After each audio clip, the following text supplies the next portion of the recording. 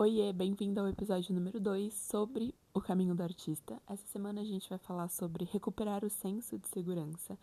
De novo, vou fazer aquele esquema de às vezes dar uma olhadinha para baixo, porque eu anotei algumas coisas que eu considero importantes para falar com vocês. Como eu já disse no vídeo anterior, eu já dei mentoria desse livro e tô tentando trazer essa alternativa aqui diferente, porque eu tenho algumas pessoas que eu já conversei que queriam fazer a mentoria e não conseguiram também investir. Eu agora também não consigo me comprometer com um tempo tão grande da mentoria, se bem que eu também estou demorando uma vida para editar um vídeo no YouTube, mas eu tô aqui porque algo me diz para fazer isso. E se eu impactar a vida de uma pessoa, para mim já valeu. Queria começar também sendo muito transparente com vocês. Eu tô passando por uma fase um pouco desafiadora na minha vida e esses últimos dias foram bem complicados. Então, eu tô respirando muito fundo. Essa é a terceira vez que eu começo a gravar esse vídeo, porque eu quero entregar o meu melhor. E eu não tô aqui na internet, né, me expondo pra fingir que eu vivo uma vida perfeita, porque eu acho que a vida de ninguém é perfeita. Então, me colocar nesse lugar de vulnerabilidade também. Bom, vamos lá. Falando um pouquinho brevemente sobre algumas indicações, eu vou deixar uns links aqui embaixo de alguns PDFs que eu acho que podem ser importantes para vocês usarem, se vocês quiserem fazer um check de acompanhamento e tudo mais. Seja o momento que você estiver vendo esse vídeo também, fica à vontade para compartilhar os seus insights, o que você está achando, o que você espera dessa primeira semana e até lá na última, o que você quer que aconteça.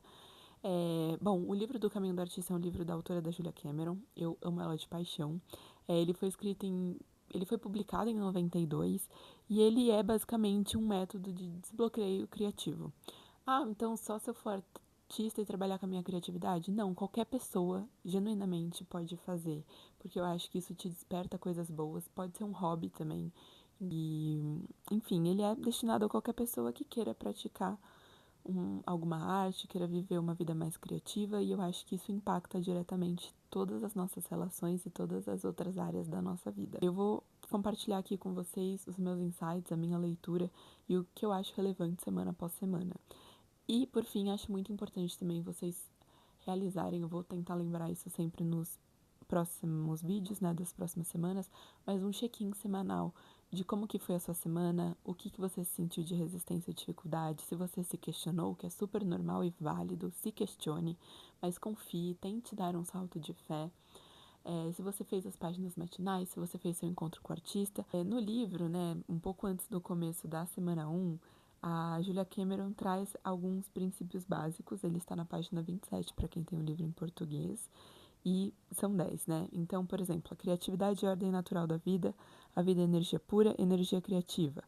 A criatividade é uma dádiva de Deus. Usá-la é o presente que damos a Deus em retribuição. A Deus e ao mundo mesmo, colocar a nossa criatividade no mundo.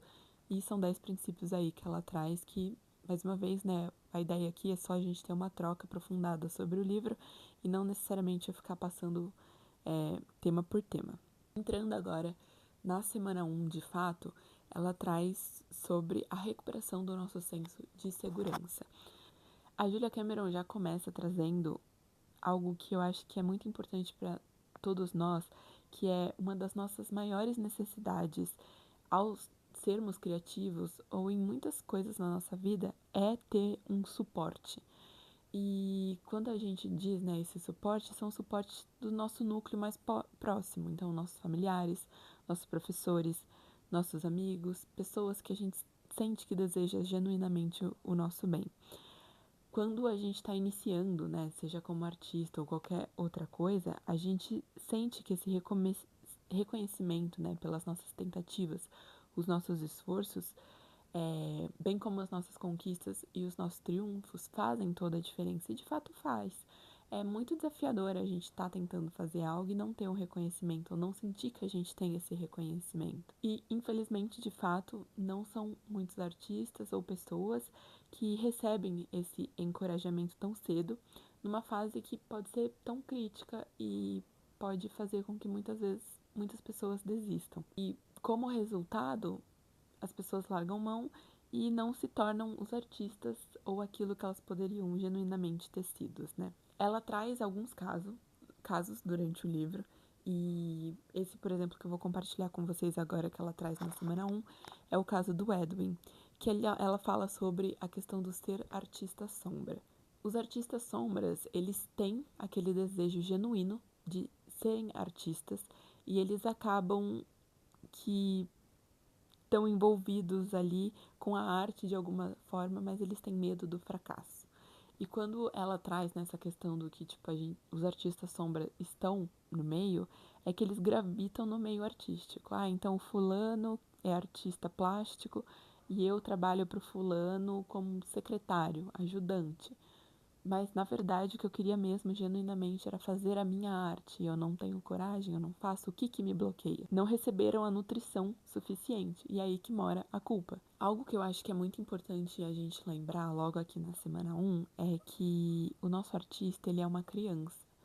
E a gente precisa ir com calma, sem pressa e se permitir errar. A Julia Cameron traz uma frase de destaque no livro que é: para viver uma vida criativa, precisamos perder o medo de estarmos errados. Uma criança, quando ela está lá fazendo a sua arte, ela não tem medo de estar fazendo nada errado. Ela só está fazendo por ela, para descobrir, para explorar e para ser quem ela sabe que ela nasceu para ser. E conforme o tempo vai passando, a gente se bloqueia e esquece. Por N motivos, por exemplo, a falta de incentivo.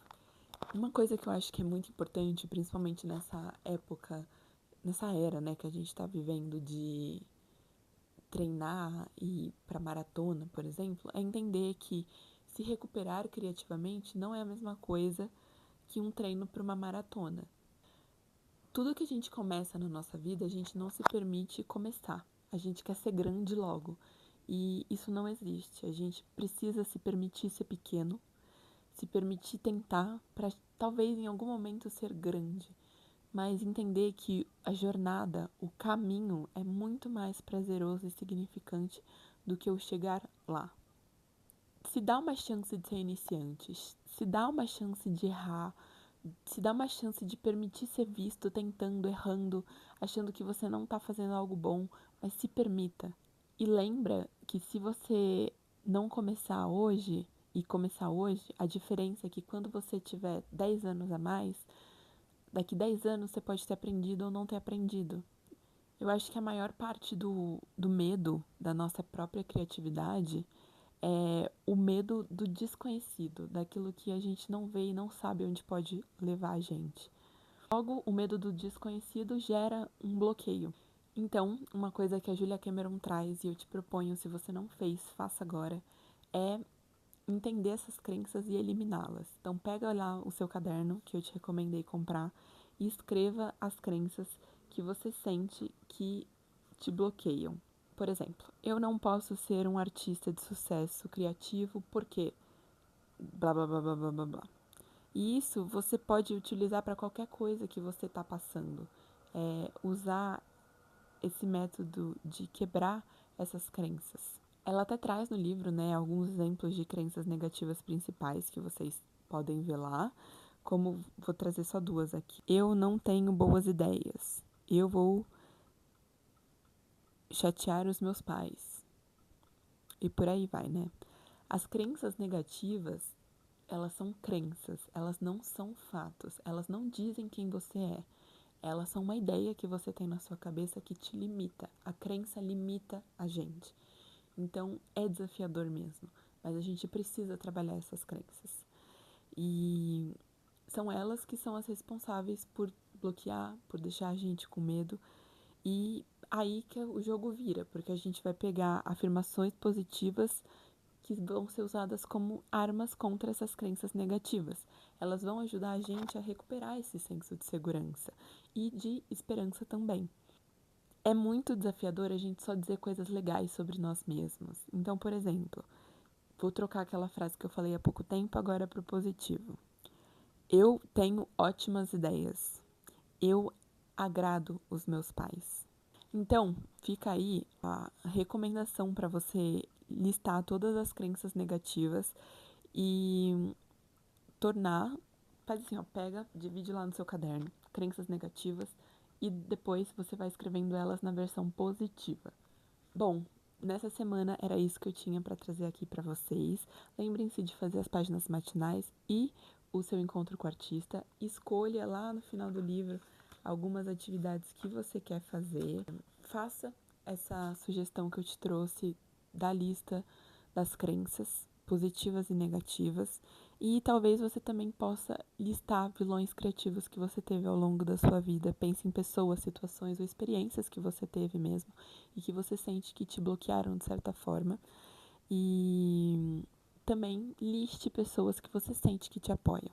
Quem são seus aliados criativos? Bom, é isso. Me conta aqui nos comentários o que você achou dessa semana. Eu agradeço por você ter ficado até o final do vídeo e ter entendido um pouco da minha vulnerabilidade nessa semana. Bom, é isso. Me conta aqui se você lembrou de alguma coisa ou de algum momento que te bloqueou. E fica à vontade para comentar o que você quiser de tudo isso que eu trouxe. Seu feedback, seu comentário são muito importantes para mim. Se inscreve no canal, ative o sininho e até a semana que vem com a semana 2. Beijo, tchau!